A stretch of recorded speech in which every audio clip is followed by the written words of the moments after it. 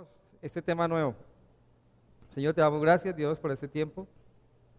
Permitirnos estudiar aquí tu palabra, Señor. Poder nosotros, Padre bendito, tener tu escritura, Señor, aquí con nosotros de primera mano. Poderla indagar, poder ir a través de ella libremente, Señor. Gracias te damos, Dios. Sabemos que hay cosas muy difíciles de entender, Padre, pero te pedimos que tu Espíritu nos revele, nos muestre y en contexto poder nosotros tomar de ella la aplicación para nuestras vidas, Padre.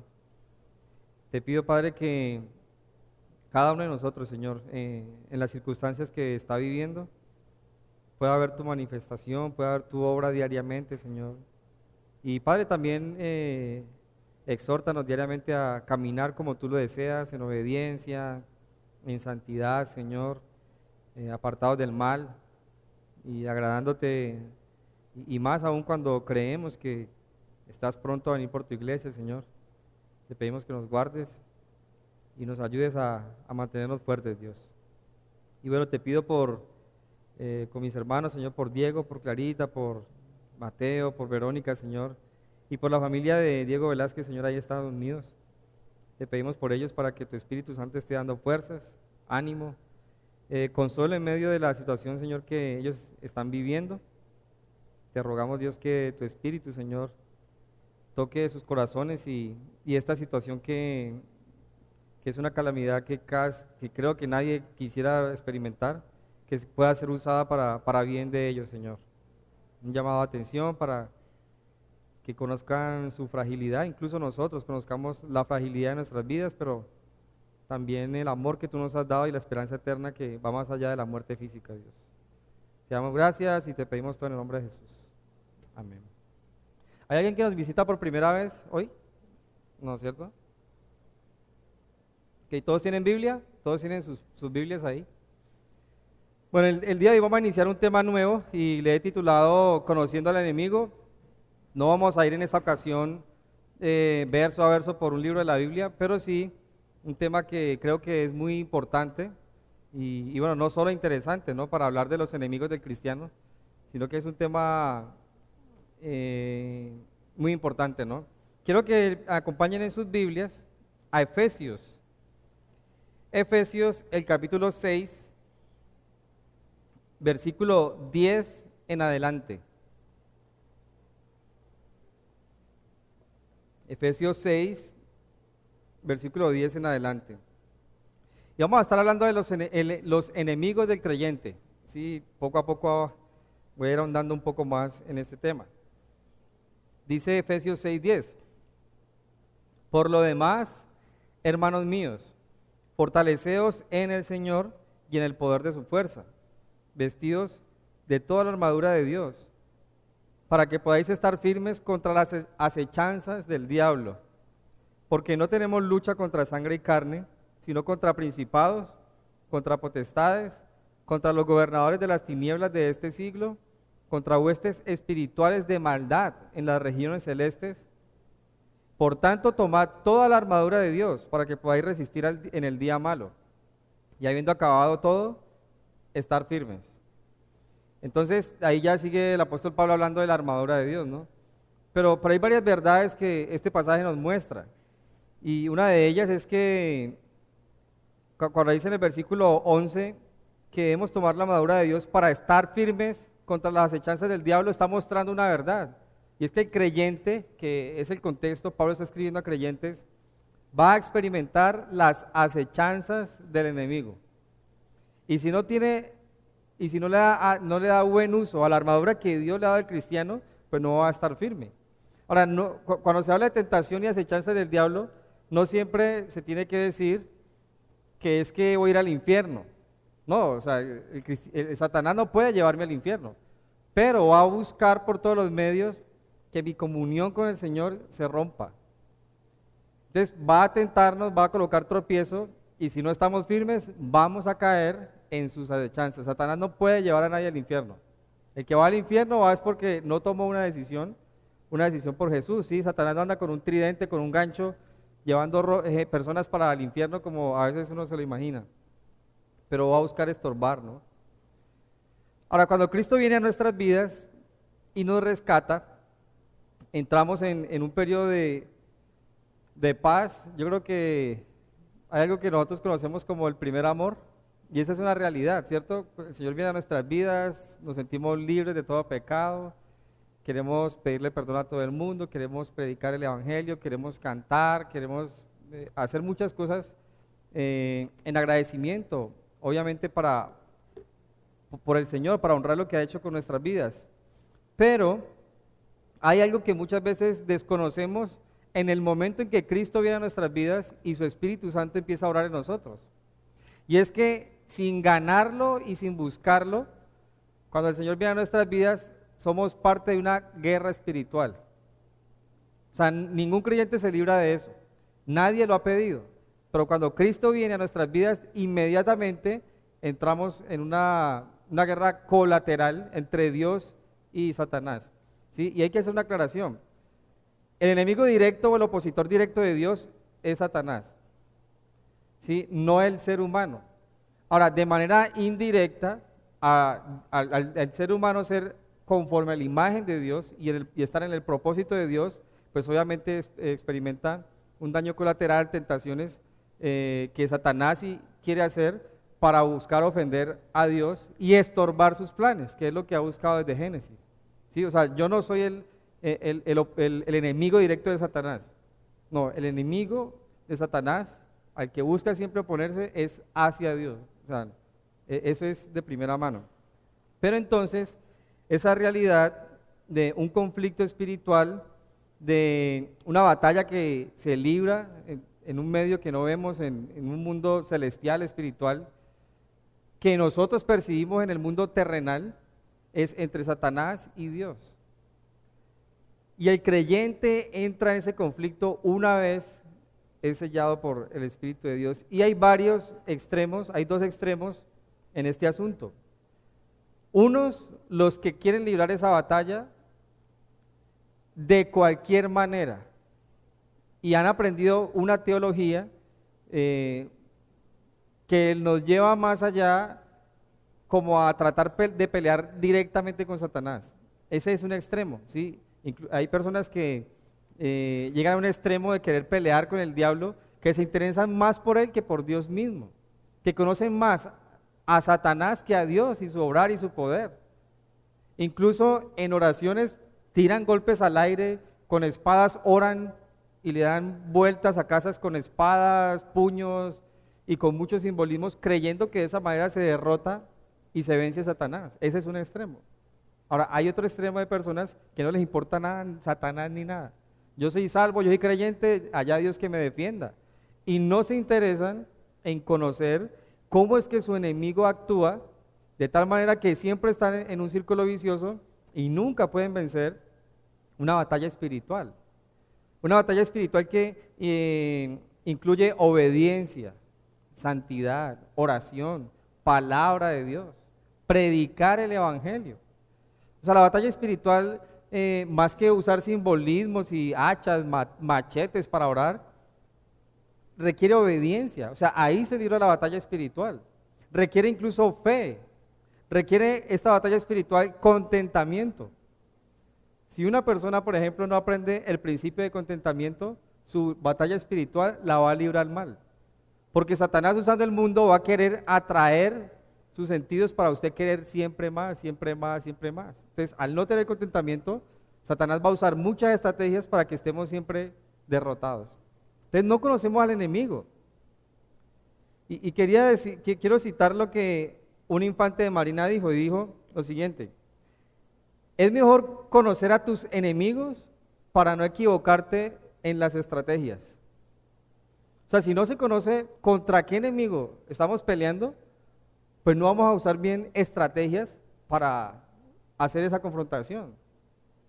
Charles Stanley dijo: si no conocemos nuestros enemigos, siempre actuaremos frente a ellos de la misma manera, siempre fracasaremos. O sea, hay personas que quieren pelear con Satanás yendo a brujos, a hechiceros, a chamanes, con dinero. Eso indica no conocer las estrategias de Satanás. Entonces, el enemigo tiene varios, el cristiano, perdón, tiene varios enemigos. Y la idea por medio de este estudio es conocerlos y conocer cómo actúan, conocer cuál es su posición frente a Dios y conocer cómo también pues, vivir victorioso frente a sus enemigos. ¿Cuáles son los enemigos del creyente? Satanás, el mundo y la carne. ¿Saben ustedes por qué nuestra carne es nuestro propio enemigo? ¿Sí saben eso? ¿Por qué su carne, sus emociones, sus deseos son sus propios enemigos? ¿Sí saben por qué? Claro, pero ¿por qué? ¿Cuál es el punto de partida para que mi carne, mis deseos, mis pasiones se rebelen y vayan en contra de los deseos de Dios? Todo empieza en Génesis 3. Entonces, para hablar de los deseos carnales hay que ir hasta el principio.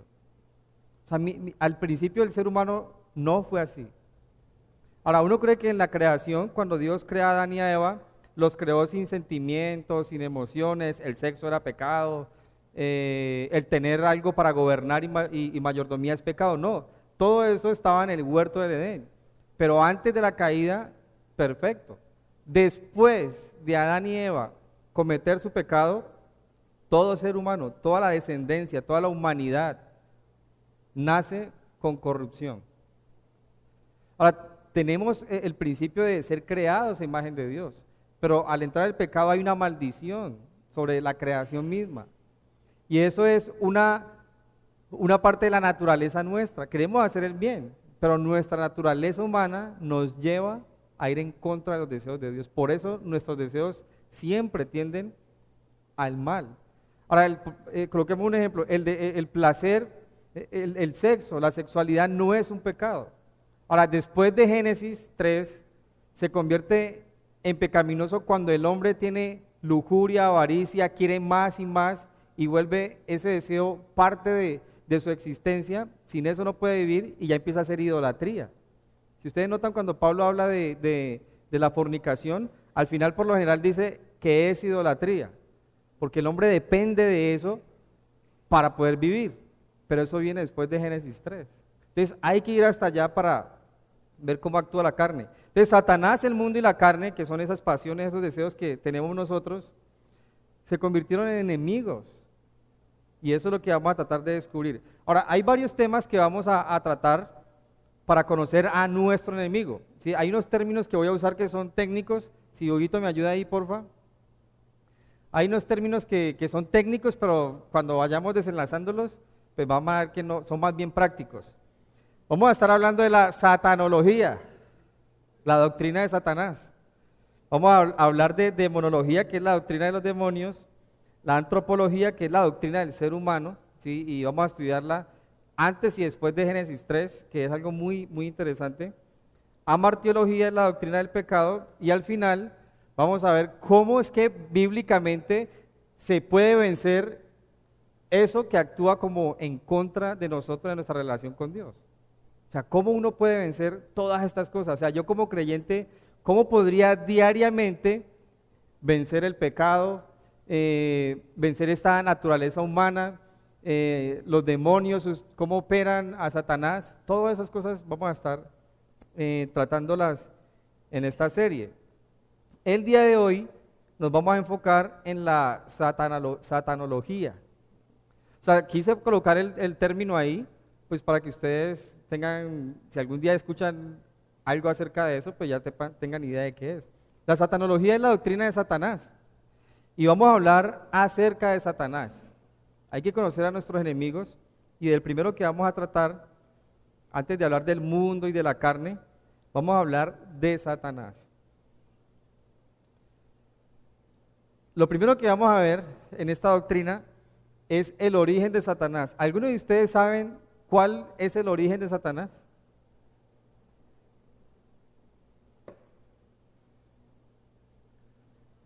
¿Cuál es el origen de Satanás? ¿De dónde viene Satanás?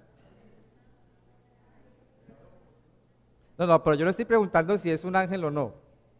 Yo estoy preguntando de dónde viene, de dónde salió Satanás. Bueno, pero entonces esto precisamente es muy importante. Satanás fue creado por Dios. O sea, Satanás no apareció, no tiene eternidad, no existe desde el mismo tiempo que Dios, no es Dios. Ahora, la Biblia dice que es príncipe, un Dios de este mundo, en el sentido de que en este mundo espiritual, en este mundo caído, tiene muchísima influencia. Ahora, Satanás no es más poderoso que Dios y ni siquiera está en el mismo nivel de Dios, pero en relación al ser humano, pues sí tiene mucha más potencia, porque opera en un plano que nosotros no podemos entender. Y esto es muy importante. ¿Cuál es el origen de Satanás? Algunas personas creen, para empezar, que Satanás ni siquiera es real. Incluso muchos creyentes creen que Satanás es una metáfora, nada más. No creen que Satanás sea un ángel de verdad, una persona de verdad. Algunos creen incluso que Satanás es la maldad revelada en la humanidad después de caer en el pecado, que es una esencia, que así como el Espíritu Santo de Dios es una mera fuerza y no una persona, Satanás también es un ser impersonal que es como una fuerza mala, pero Satanás no es eso, es alguien. Ahora es un ser creado que Dios mismo creó, pero un ser que tuvo dificultades con Dios y cometió pecado. ¿Cómo se imagina usted a Satanás? ¿Cómo imagina usted al diablo? A ver, Gina, a ver, ¿cómo se imagina usted el diablo? ¿Cómo cree que es el diablo? Mire, y eso es despectivo. Muchos dicen que es moreno y yo creo que esos chistes no debemos usarlos. Para nada. Algunos creen que Satanás, ¿de qué color es? Unos creen que es negro, otros creen que es rojo. Ustedes ni le pongan camisa roja porque el rojo es del diablo. No, pero Satanás no es eso. Unos le colocan a Satanás, lo dibujan con cachos, con cola, con un tridente. Bueno, hay varias maneras de cuando alguien se lo imagina. Pero Satanás está lejos de ser eso. O sea, está lejos de ser así. Está lejos. Satanás inicialmente no se llamaba Satanás. ¿Sabían eso? Su nombre es Lucifer. Lucifer significa el portador de luz. De manera que Satanás no es alguien oscuro. Se hace referencia a alguien oscuro porque piensa cosas malas y hace cosas malas. ¿Sí? Y eso históricamente es una aplicación, pero Satanás es un portador de luz. Satanás es un portador de luz. Algunos creen que Satanás era el director de la orquesta celestial. Pero yo quiero hacer una pregunta, ¿en qué pasaje de la Biblia dice eso? Eso no está en la Biblia. Ahora, hay una persona que se llamaba Elena de White. Ella sí dijo que Satanás era alguien de la orquesta celestial y voy a leer textualmente lo que ella dijo acerca de Satanás. Elena de White, la iniciadora pues de los adventistas del séptimo día, dice: Satanás había dirigido el coro celestial, había dado la nota, luego toda la hueste angélica se había unido a él y entonces en todo el cielo había resonado acordes gloriosos en honor a Dios y a su amado Hijo. Pero ahora en vez de esos dulcísimos acordes, palabras de ira y discordia resonan en los oídos del gran rebelde. Elena de White fue la que dijo eso, pero la Biblia no dice que Satanás sea el director del coro celestial ni que lo haya sido. Hay un texto que vamos a leer para hablar acerca de Satanás, pero quiero que primero leamos 2 Corintios 11:14. 2 Corintios 11:14. Recuerden que Satanás es un ángel caído, un ángel que ha sido creado. Ahora, no ha sido creado a la imagen de Dios como el ser humano. Es un ángel que Dios le dio una forma, pero para saber cómo actúa y todo, quiero hablar de su origen y cómo Pablo habla un poquito acerca de él en 2 Corintios 11:14. Dice: y no es maravilla, porque el mismo Satanás se disfraza como ángel de luz. Así que no es extraño que también sus ministros se disfrazan como ministros de justicia, cuyo fin será conforme a sus obras. El hecho de que Satanás se disfrace como ángel de luz no está indicando Pablo que ya no brille como antes. Ahora lo que está diciendo es que toma forma o se toma atributos de un ángel que no ha caído. Hay ángeles buenos, hay ángeles malvados o demonios. ¿Y Satanás qué hace? Siempre trata de actuar y presentarse como un ángel bueno. Y es curioso porque históricamente muchas sectas, muchas doctrinas rarísimas han iniciado con un ángel que se ha presentado a una persona y le ha traído tablas de oro, una nueva revelación, y hay tantos cuentos, ustedes pueden buscar como los mormones, testigos de Jehová, todas estas cosas han iniciado en su mayoría con personas que querían predicar el verdadero evangelio, pero de repente Satanás viene en forma de ángel y les comparte una nueva revelación, se disfraza como un ángel que opera para Dios. En cierto aspecto sí opera para Dios, en el sentido de que Dios le permite orar y ese orar lo usa incluso para su voluntad. Eso es un misterio, ¿no? En Ezequiel capítulo 28, versículo 12 al 19, se habla un poco acerca de Satanás y se da una ilustración usando al rey Tiro para mostrar algo de lo que puede ser el carácter de Satanás o Satanás. Ezequiel 28, versículo 12 al 19. Entonces, lo primero que estamos hablando para conocer de Satanás y a Satanás es su origen. Y ahorita vamos a ver por qué es importante conocer su origen. Es muy importante. Dice en Ezequiel 28, 12: Hijo de hombre, levanta endecha sobre el rey Tiro y dile: así ha dicho Jehová el Señor. Tú eras el sello de la perfección, lleno de sabiduría y acabado de hermosura.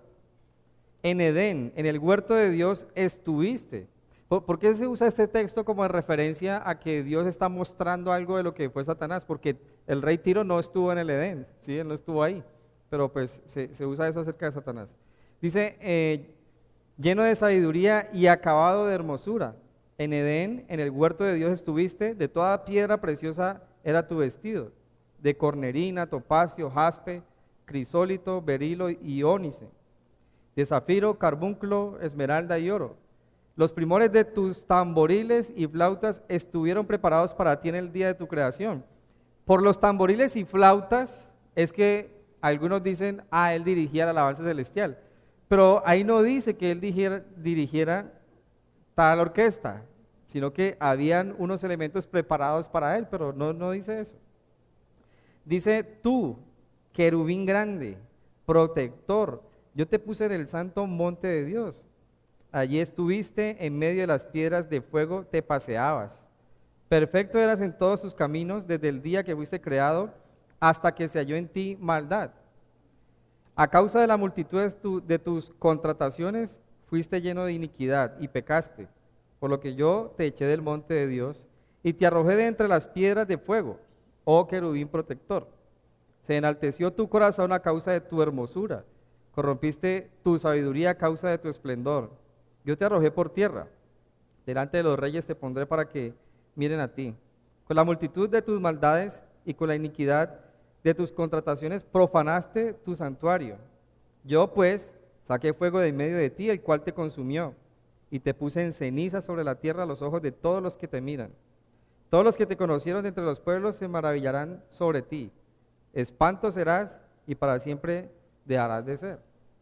Entonces, es una clara referencia a lo que pudo haber pasado con Satanás, ¿sí?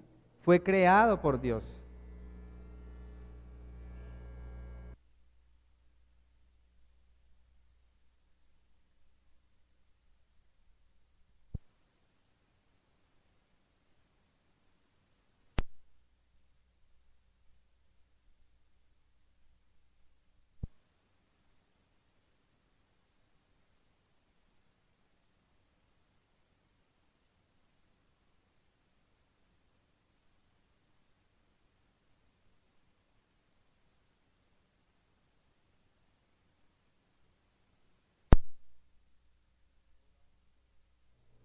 Bueno, sigamos así entonces.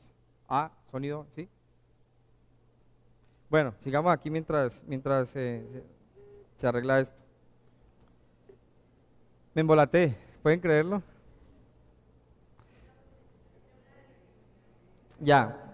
El pasaje de Ezequiel es una descripción de lo que pudo haber sido lo de Satanás. ¿Sí? Dios lo creó, tenía ciertos atributos de belleza, pero quiso estar por encima de Dios. Y Dios, todo eso es importante para conocer quién es Satanás, para conocer a nuestro enemigo. Primero, fue creado.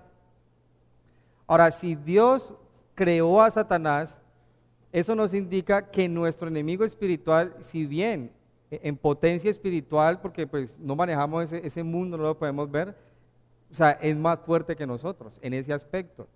Pero al ser creado por Dios mismo, no quiere decir que no sea invencible o no podamos hacerle frente.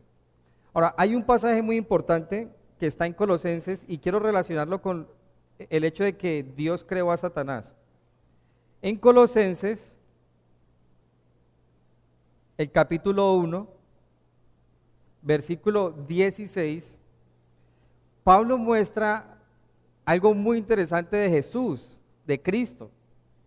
Y es que Cristo, siendo parte de la Trinidad, siendo una de las personas de la deidad, ¿sí? Recuerden que Dios son tres personas, pero un solo Dios, dice lo siguiente de Jesús: porque en Él fueron creadas todas las cosas. O sea, en el principio de la creación, cuando Dios está ahí elaborando todo de la nada, Jesús era la palabra creadora. Él estaba creando. Dice, las que hay en los cielos, las que hay en la tierra, visibles e invisibles, sean tronos, dominios, principados, potestades, todo fue creado por medio de Él y para Él. Y Él es antes de todas las cosas y las cosas en Él subsisten.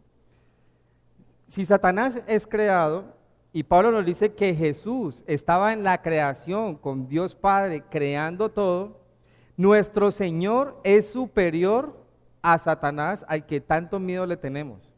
Por eso es importante conocer el origen de Satanás. Es un ser creado.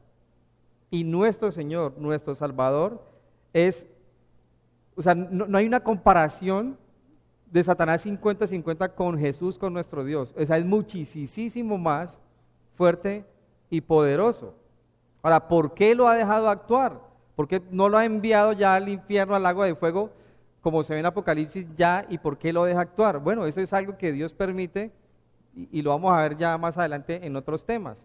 Pero nuestro Señor fue el creador de Satanás. Ahora, ¿quién cayó? ¿Quién se enalteció?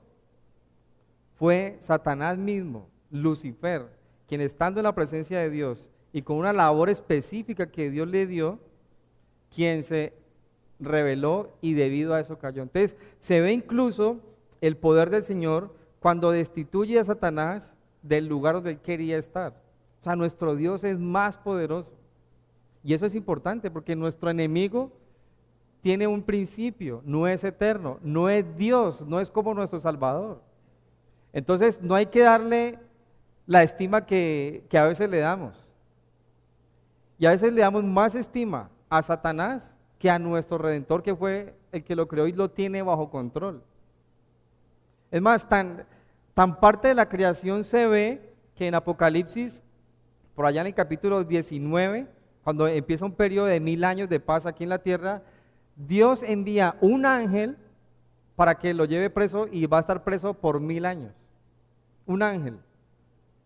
O sea, ni Jesús mismo va a ir allá, o sea, un ángel del Señor lo va a ir, que ni siquiera se nos dice el nombre, lo va a apresar por 1000 años. Entonces, sí va a haber un momento donde Satanás va a estar apresado. No es ahora, él está actuando.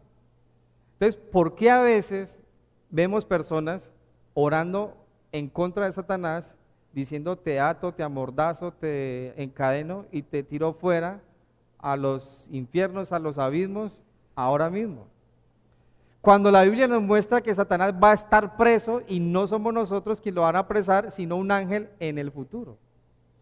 ¿Sí entienden lo que? O sea, nuestro enemigo está y nosotros no lo podemos encadenar, no podemos hacer eso.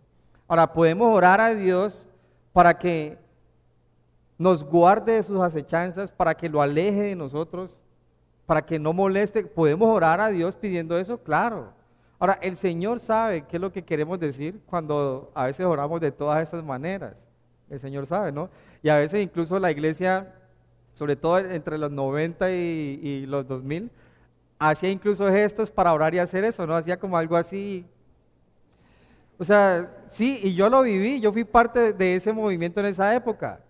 Pero ¿qué pasa? Al desconocer su origen, al desconocer a mi enemigo, pues hacía cosas, la intención obviamente era buena, pero a veces hacemos cosas con buena intención que no son adecuadas y perdemos nosotros. Imagínense, oramos y todo para encadenar a Satanás, salimos y somos tentados y caemos. Entonces, al fin, ¿qué? O sea, Dios no pudo, no, porque es que eso va a suceder en un momento. Y en ese momento está en un plano que desconocemos.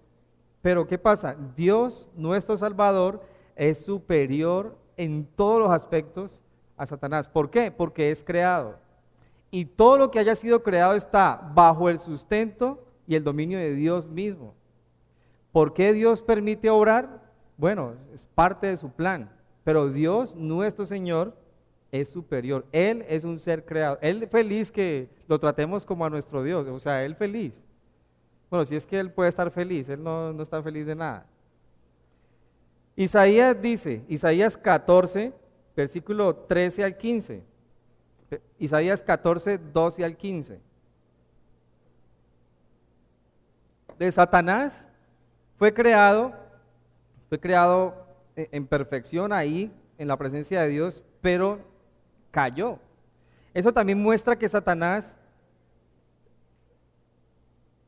ejerció su libre albedrío para rebelarse en contra de Dios. ¿Sí? Dios no colocó un chip en Satanás para que pecara, eso es un error, teológicamente es un error, porque contradice los atributos de Dios.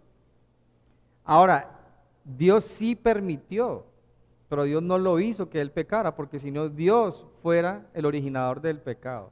Ahora, Satanás, en su libre capacidad de decidir, se rebeló. Y dice Isaías 14, 12. ¿Cómo caíste del cielo, oh lucero, hijo de la mañana? Cortado fuiste por tierra, tú que debilitabas a las naciones. Tú que decías en tu corazón, subiré al cielo en lo alto, junto a las estrellas de Dios, levantaré mi trono, y en el monte del testimonio me sentaré a los lados del norte. Sobre las alturas de las nubes subiré y seré semejante al Altísimo. Mas tú derribado eres hasta el Seol, a los lados del abismo. El orgullo llevó a Satanás a estar separado de la presencia de Dios. Ahora, Satanás está separado de la presencia de Dios ¿en qué aspecto? Que no puede vivir ahí, pero puede entrar ahí. ¿Por qué? No sabemos, pero Dios nos muestra en Job, en su palabra, que cuando están hablando allá, Satanás va y se presenta y dice, ¿y no ha visto usted a Job? Dios le dice, más bien Satanás le dice, quítale todo a ver si no te maldice. O sea, ¿cómo Satanás puede entrar allá? Pero no mora ahí, que es distinto. Pero entonces, ¿a qué voy con esto? Satanás no es Dios, es creado por Dios. Su origen es de Dios, Dios lo hizo. Ahora, Satanás fue quien cayó. Al final, dice en Apocalipsis 12:9, hablando de el futuro de Satanás. Y fue lanzado fuera el dragón, la serpiente antigua que se llama Diablo, Satanás, el cual engañaba al mundo entero. Y fue arrojado a la tierra y sus ángeles fueron arrojados con él. Él va a operar en el tiempo de la tribulación, pero bajo el control de Dios. Entonces, el hecho de que Satanás sea un ángel creado por Dios, el cual pecó y fue expulsado del cielo, nos muestra que no es todopoderoso. Satanás no está en todos los lugares al mismo tiempo.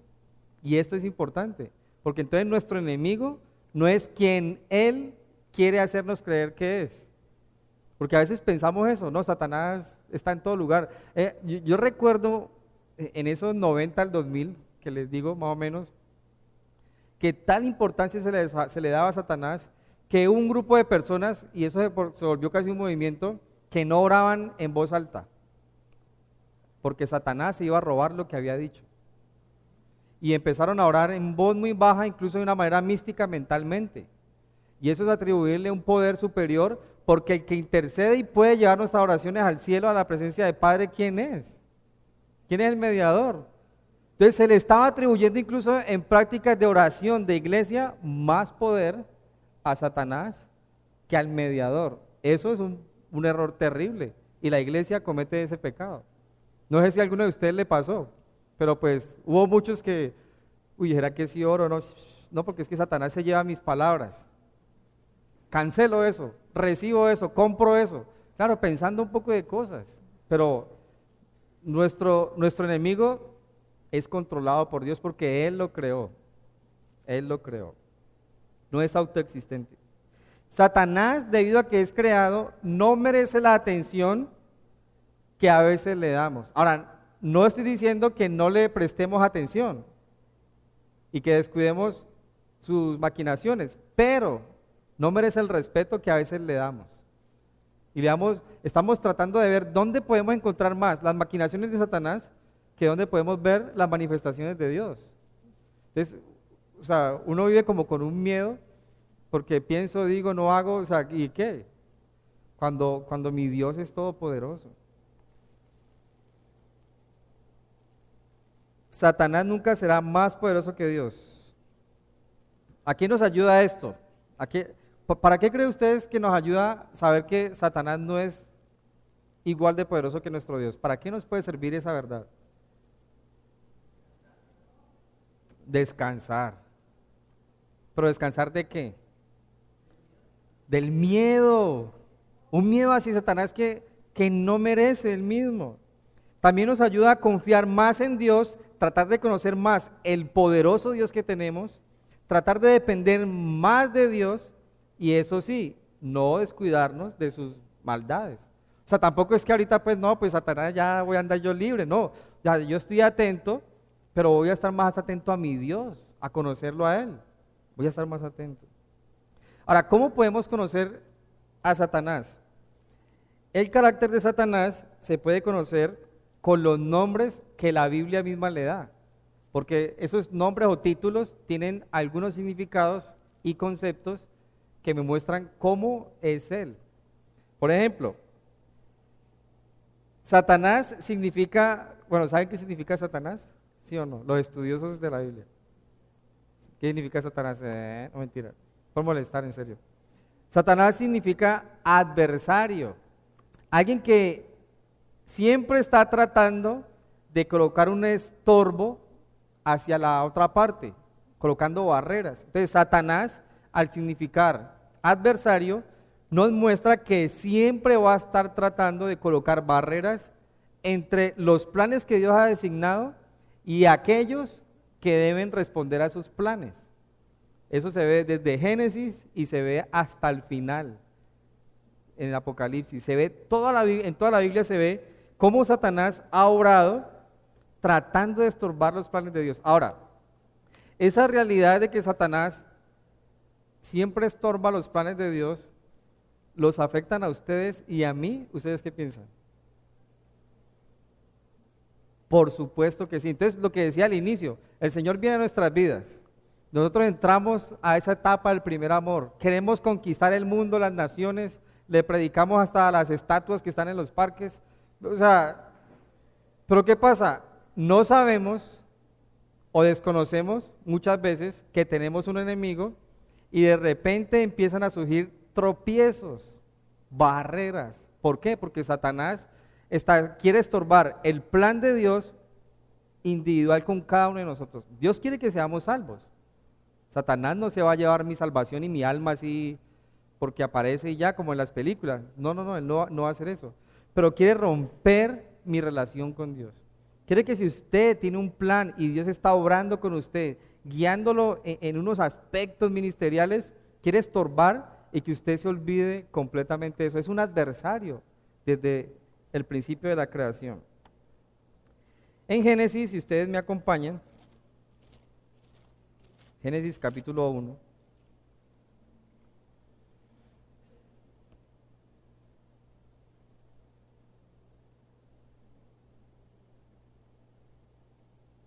En el versículo 27 dice, Génesis 1:27, Génesis 1:27. Dice, y creó Dios al hombre a su imagen, a imagen de Dios lo creó, varón y hembra los creó. Y Dios los bendijo y les dijo, fructificad, multiplicaos, llenad la tierra, sojuzgadla, señoread en los peces del mar, en las aves de los cielos y en todas las bestias que se mueven sobre la tierra. Entonces les da unas bendiciones. Y el plan de Dios con base en esto que estamos viendo en Génesis, era que desde el huerto del Edén el hombre se procreara y empezara a extenderse sobre toda la creación de Dios. ¿Sí? Uno a veces cree que el plan de Dios era que Adán y Eva vivieran eternamente en el huerto. No, la idea era que sojuzgaran toda la tierra, desde ahí iba a partir todo eso. Es parte del reino de Dios inicial. Pero en Génesis capítulo 3, después de que Satanás entra en escena y comete pecado, en el versículo 17 dice lo siguiente: después de decirle todo lo bonito que iba a hacer y podía hacer el estar ahí, dice, y al hombre dijo, por cuanto obedeciste a la voz de tu mujer, y esa referencia es que a la tentación de la serpiente de Satanás, y comiste del árbol que te mandé diciendo, no comerás de él, maldita será la tierra por tu causa. Con dolor comerás de ella todos los días de tu vida. O sea, nosotros experimentamos un dolor. Entró la corrupción y el pecado y el dolor, la maldición a la creación. Pero el plan inicial de Dios, ¿cuál era? Que vivieran en armonía, en un paraíso, que gozaran de la presencia de Dios y de la creación misma. Pero después del pecado, Satanás lo que logra es que ese plan sea tropezado.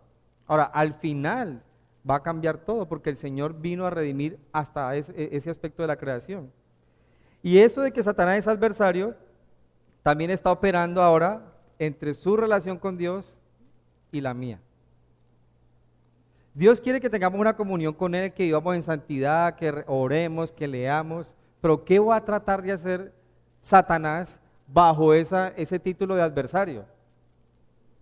Estorbar eso.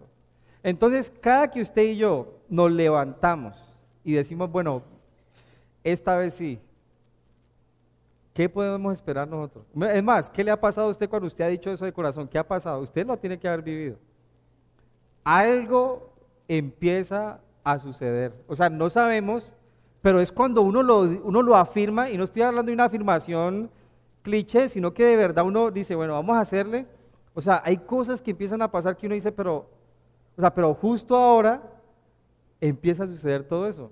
¿Por qué? Porque Satanás no quiere eso. O sea, el plan de Dios es que tengamos comunión, que claro, que nosotros vivamos con esa pasión de que esta vez sí, claro, eso es lo que Dios quiere, rendidos a Él, pero Satanás no quiere permitir eso, y lo va a tratar de hacer de cualquier manera. Ahora, ¿qué usa Satanás? El mundo, y él sabe que nosotros tenemos una naturaleza que se inclina al pecado. Entonces, usa el mundo, lo que nosotros deseamos y hemos aprendido a anhelar del mundo, para distraernos. La misma carne, o sea, parece que no respondiera y uno no entiende ni por qué. Claro, todo eso está usándolo el enemigo para estorbar el plan de Dios.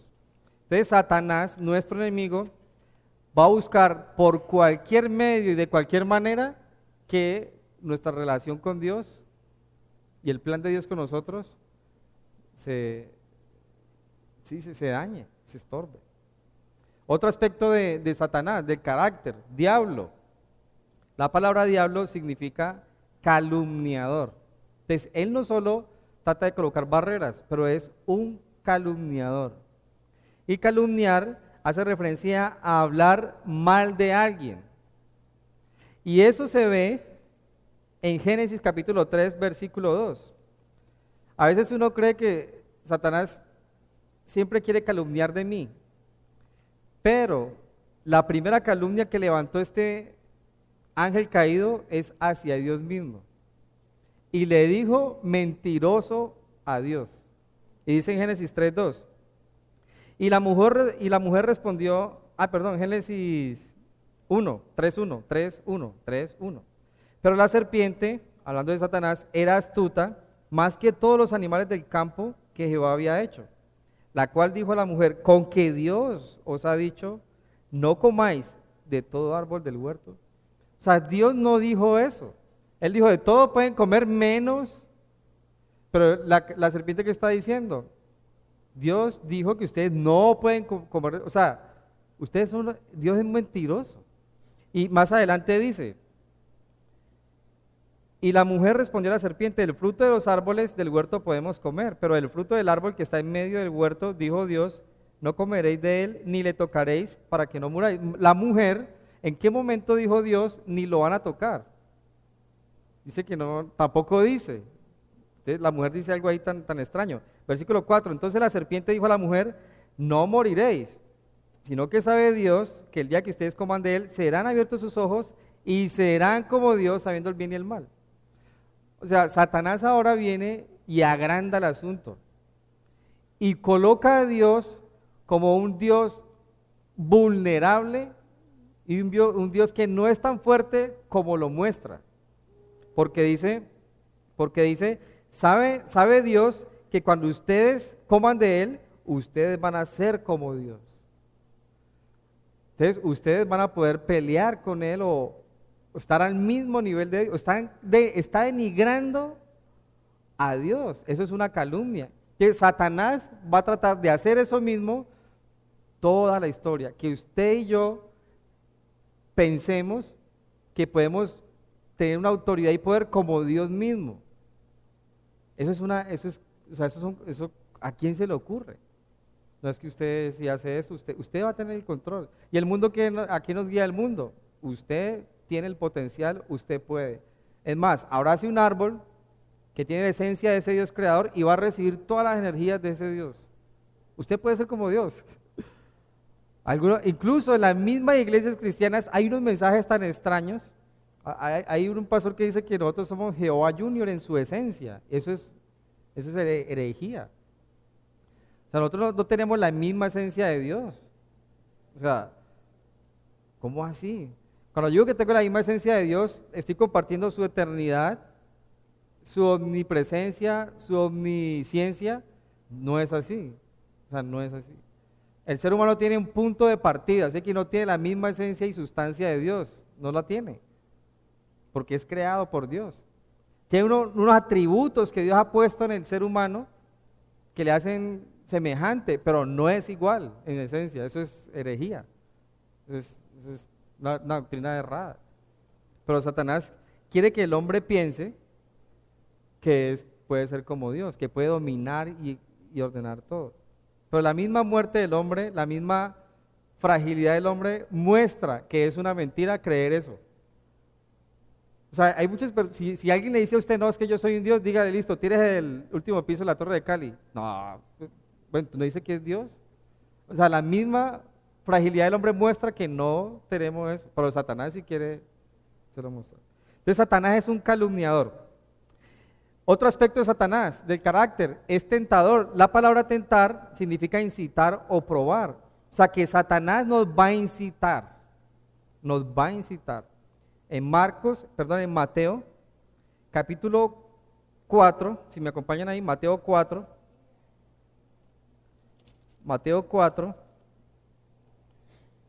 dice en el versículo 3, Mateo 4:3, esa escena, ¿cuál es? La tentación de Jesús. Jesús está siendo tentado. Dice en el Mateo 4:3, y vino a él, o sea, hablando de Jesús, de su tiempo de ayuno después de 40 días, el tentador, el incitador. Y este incitar es despectivo. O sea, Satanás quiere incitarnos, pero a ir en contra de la voluntad de Dios. Y le dijo a Jesús, si eres hijo de Dios, di que estas piedras se conviertan en pan. ¿Cuándo está colocando esta tentación sobre la humanidad de Jesús? Recuerden, Jesús fue humano también. Ahora, en esa humanidad, después de 40 años, lo más lógico es que tuviera hambre. Entonces, está usando un momento específico para incitar a Jesús ¿a qué? A que comiera, a que convirtiera las piedras en pan. Ahora, ¿Jesús podría convertir las piedras en pan y comer? ¿Era un pecado que él comiera? Pero, ¿por qué Jesús no responde a Satanás? Una de las buenas respuestas, porque Jesús jamás va a seguir una orden de Satanás, jamás lo va a hacer, y menos lo iba a hacer en este caso. Jesús es el Hijo de Dios. Satanás sabía que Jesús era el Hijo de Dios, pero lo estaba probando. Entonces, esto nos muestra algo. Satanás conoce los momentos, o sea, es un ser espiritual y sabe los momentos, no conoce el futuro. Él no puede saber el futuro porque no es Dios, pero sabe los momentos. Conoce tal vez lo que usted quiere hacer y va a buscar un momento de necesidad tal vez como este para colocarnos la tentación a ir en contra de la voluntad de Dios. Y hay que hacer una aclaración. Tienta a Jesús después de comunión de 40 días con el Señor ayunando. O sea, el contexto de esta tentación no es que Jesús está del hambre porque no ha trabajado, porque es que qué día tan duro. No, ese no es el contexto. Porque a veces uno cree que justo cuando uno está cansado, Satanás va a venir a provocarle a uno hambre y eso. No, no, no. El contexto es comunión con el Señor. Cuando usted esté buscando comunión con el Señor, Satanás va a venir a incitarlo para que usted rompa esa comunión. O sea, uno cree que Satanás siempre está, cuando uno está en la inmunda, y es que está Satanás siempre. Pero resulta que, como vemos aquí, cuando usted esté en ese nivel espiritual que usted dice, o sea, nunca había vivido esto, no se descuide. Tentó a Jesús. Entonces, si tentó a Jesús, lo incitó al pecado, ¿usted qué cree que puede hacer con nosotros? O sea, entonces a veces el cristiano anda como, no, mejor dicho, 3 años firme, 6 meses en pornografía. Yo no me masturbo hace ya 2 años, mejor dicho, cuídese, porque a Satanás no le importa eso. O sea, siempre que hay una caída, ¿qué ha habido antes? Pues, altura. Entonces no se descuide porque Satanás tentó a Jesús para ir en contra de la voluntad de Dios y lo va a hacer con ustedes y conmigo. Pero la gente a veces ni le interesa, Satanás no, el Señor allá que haga con él lo que quiera. Sí, pero hay cosas reveladas en la Biblia que nos previenen y tenemos que conocerlo.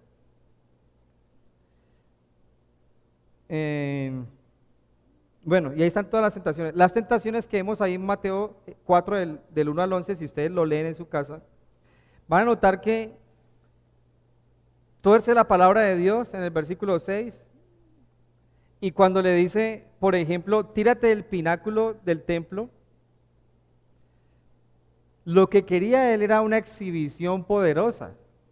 O sea, el templo era concurrido de gente, y la idea era que se tirara porque los ángeles, dice el Salmo 94:11, iban a venir. Ahora, el Salmo 94:11 lo parte y lo malinterpreta.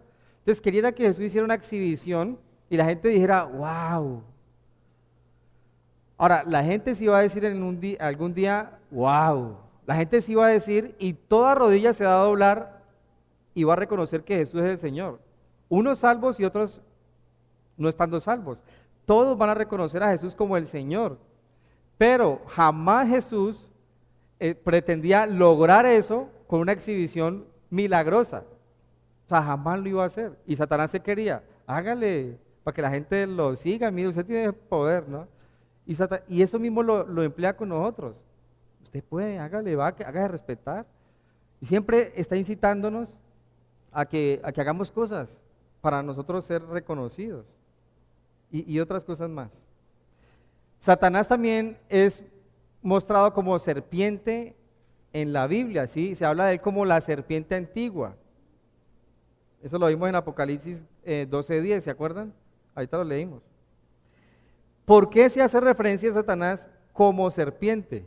¿Por qué se hace referencia a Satanás como serpiente? En Génesis 3:1, ¿qué dice? La serpiente que era más astuta que todos los animales. Cuando la Biblia describe a Satanás como una serpiente, nos está indicando que este enemigo es astuto, o sea, no es,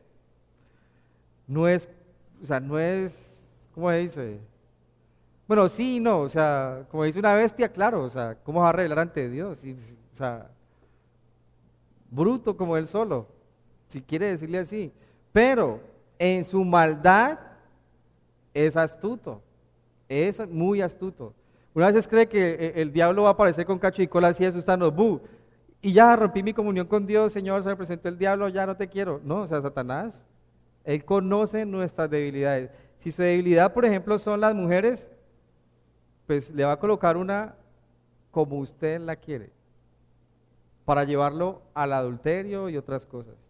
Si es como, si él conoce sus gustos, puede presentarle un hombre también que siempre, ahora no es que él se haga hombre, pero puede influenciar personas sí, porque es que a veces creen que Satanás se presentó como un hombre, ¿no? Entonces bailó en agapito y las piernas se convirtieron bueno, o sea, no vemos, no vemos tal cosa, ¿no? Bueno, de pronto mis amigos venezolanos no saben qué estoy diciendo, pero hay un mito aquí en Cali de que se presentó muy hermoso en una discoteca y enamoró a una mujer y cuando estaba bailando con ella, sus piernas se convirtieron como si fuera con cascos de caballo y eso, y salió volando y la señora quedó loca, bueno. Uno a veces se imagina al diablo así, pero él es astuto. O sea, si estamos hablando de un ser que es astuto y quiere hacerme ir en contra de los planes de Dios, pues lo que más podemos esperar, me lo parece un trabalenguas, lo que yo puedo esperar es que se presente de la manera que menos lo espero. O sea, uno cree que uno va por un callejón oscuro y no, ahí se me va a aparecer el diablo. O sea, uno tiene eso, pero él es astuto, o sea, de la manera que usted menos se lo imagina, puede estar ya trabajando. Y lo que está esperando es el puntillazo para que usted y yo, ya, Señor, ¿qué hice? Entonces, en esa condición de caída, ¿qué hace? Recuerden que calumnia. Entonces, ¿qué nos va a decir? Ya para qué ir a la iglesia, para qué va a buscar de Jesús, Jesús no lo puede perdonar, Dios se olvidó de usted. O sea, una acción tras otra muestra su carácter. Si logra que caigamos, levántese a ver cómo es.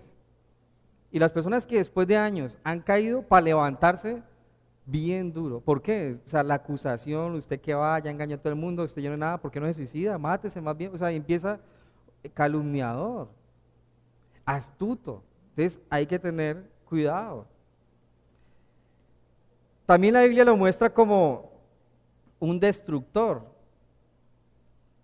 Y esto hace referencia, por ejemplo, en Apocalipsis 9:5, Apocalipsis 9:11. En Juan 10:10 es un pasaje muy, muy claro que dice, el ladrón no viene sino para hurtar, matar y destruir. Yo he venido para que tengan vida y la tengan en abundancia. O sea, cuando Jesús se muestra como un destructor, es lo siguiente, su meta es destruir no solo el plan de Dios, sino atacar y llevar a destrucción todo lo que Dios ha creado, incluyéndolo a usted y a mí. Sí, ese es un tema, por ejemplo, que se puede tratar en otro día. El suicidio. O sea, ¿qué implica un suicidio? Muchísimas cosas.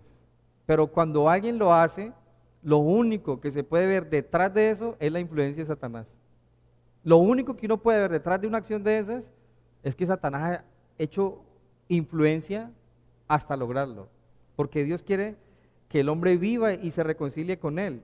Por lo tanto, si Satanás es opositor y contradictor, va a hacer creer que es todo lo contrario. O sea, Satanás va a llevar a las personas engañadas a que se quiten su vida, que no hay esperanza, que no hay para qué, que ya... Todo lo contrario a lo que Dios ofrece en su Hijo Jesucristo, Satanás lo coloca de plano. Y cuando alguien, pues no sabemos los momentos y los contextos, sigue esos consejos, pues puede llegar a un suicidio. Pues vimos ahorita en Huila, Neiva, en Ibagué creo, una mamá con su hijito. O sea, uno a veces cree que el niño se cayó, no, la mamá mató a su hijo. Y no solo eso, ella se quitó la vida. Ahora, ¿era el plan de Dios que ella hiciera eso? Muchos cristianos han dicho que sí. Pero bíblicamente se puede comprobar que el plan de Dios no es que un ser humano se quite su vida, jamás. La Biblia dice en Pedro que Dios quiere que todos procedan al arrepentimiento. O sea que el plan de Dios después de Génesis 3, que entra el pecado, es que todo ser humano sea salvo. Eso es parte del plan de Dios. Una vez es salvo, que le adoremos, que proclamemos su nombre, que le conozcamos, todo eso. Pero mientras llega ese día, Satanás quiere estorbar todo eso y lo logra de esas maneras. Ahora, las personas dicen muy valiente porque tomar esa decisión, pero es todo lo contrario. Es muy cobarde porque no quiso entregar su vida al Señor y Él le dé esperanza y cambie sus planes. Es todo lo contrario. La persona que comete suicidio es la persona más arrogante y orgullosa que puede haber. Y no solo eso, egoísta, influenciado por Satanás, como lo estamos viendo, porque es el destructor. ¿Por qué egoísta y por qué orgullosa? Porque no le voy a dar chance a nadie, porque yo soy el dueño de mi vida. No me importa lo que piensen los demás. Eso está pensando cuando alguien va a hacer una decisión de esas. Entonces se ve de plano directamente la influencia de Satanás. O sea, él quiere lograr eso. Así que si usted ha pensado en un suicidio, ¿quién ha estado por ahí? ¿Alguien ha pensado en suicidarse? Yo lo pensé muchas veces. ¿Alguien ha pensado en suicidarse? ¿O he sido yo el único? Satanás estaba ahí influenciando. El Señor no permitió. Pero no hay que tentar a Dios en eso. También la Biblia muestra a Satanás como el príncipe o regidor de este mundo. ¿Por qué la Biblia dice que Satanás rige este mundo? Hablando de que después de Génesis 3, Satanás tiene influencia y puede operar.